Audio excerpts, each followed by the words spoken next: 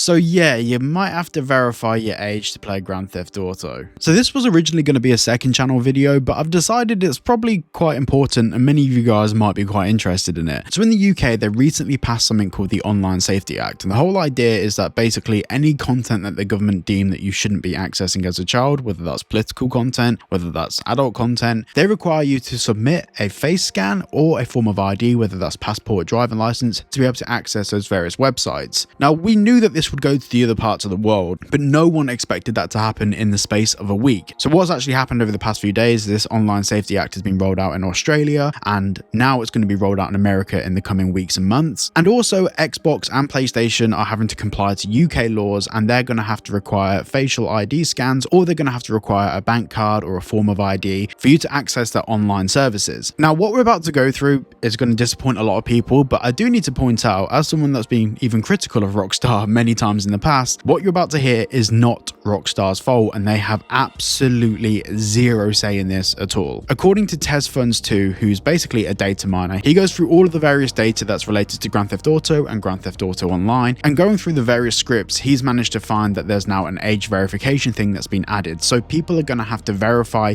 their age to access online features of the game. Now, I do need to reiterate once again, this is not Rockstar's fault. This is the British government, the Australian government, and even the American government's fault for requiring this. Now, there's two schools of thought here. Firstly, great, no 10-year-olds with Mark II oppressors. That sounds good, but I think it's fair to look at this from like a more human approach. Everyone that thinks this might be a good idea also played GTA when they were underage. Me personally, I started playing Grand Theft Auto Vice City when I was about 7. And then there's the other concern, which is the one that I've really taken a personal disliking to, which obviously I've covered on the second channel, which is the fact that we're now trusting millions of private companies all around the world to hold copies of our passports. Now, this law came into effect the day after the T-App leak, which of course absolutely shafted tons of people, and their private information was leaked all over the internet. Now, another issue that this raises is that it should be really up to a parent to decide whether their child plays a game or not. Children grow up at different ages, and you know, someone that's maybe 16 might be absolutely fine playing Grand Theft Auto Online. Now, whilst I think it's a great thing that children should not be accessing content who are underage, of course they shouldn't. We should protect children from accessing that content. That is really up to the role of parents. The government instituting new laws that require every single company to bend to this is interesting, and obviously there's different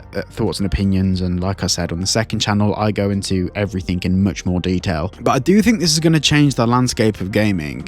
Fundamentally, gaming, the gateway into gaming happens when you're a kid, and as you get older, you enjoy gaming from a more nostalgic perspective. You play the games that you love to play as a kid, and you keep that hunger for that entertainment model alive, where you really just love engaging with content in that digital format. I do think there's a lot of games out there, things like Roblox, where you know, you do have a massive variety of age groups. You have very young people, and you have adults in there, and sometimes those people should not coexist in the same chat rooms. I can fully appreciate and understand that, and of course there's problems there that need to be addressed. I think when it comes to age verification and trusting private companies to hold that age verification, that could be a big problem, especially when it comes to leaks. And you know, I'm a big PlayStation defender, but they've had massive hacks in the past, and them having a copy of our passport or driving license or ID could be very concerning. Now, the next thing I want to bring up is actually something that not many people realize. Under the new UK law, with verification platforms, for example like Yoti, which is basically a company that whenever you go to a website that you need age verification for, it will redirect to Yoti. You create an account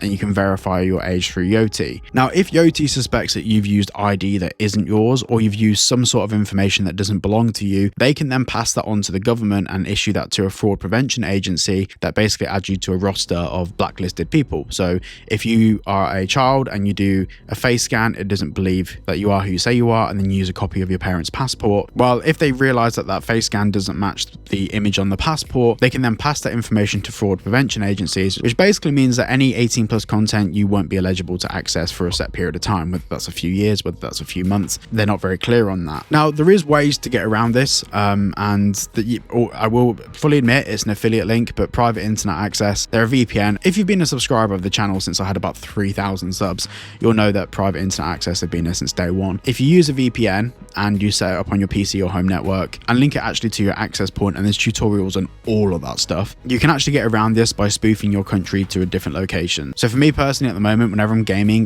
through a VPN and it's linked to the US. However, when this rolls out in the US and this age verification stuff rolls out in the US, I'm just going to bounce it to another country that doesn't have these rules and regulations. Rockstar haven't been clear yet on which countries they're going to apply this to. Obviously there's laws in various countries now that mean that they have to do this, but whether they're going to apply it to every country regardless of the rules, whether they're just going to say, hey, we're just going to do it for every country, we really don't know yet. I personally don't think they'll do that because the amount of problems that they're going to have, like customer service reports and all of this stuff, I don't think that Rockstar have the staff or manpower to deal with something like this with people's face scans not working.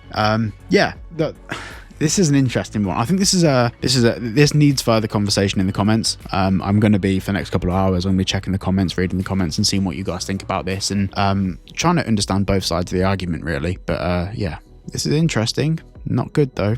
Thanks for watching, and I'll see you all in the next one.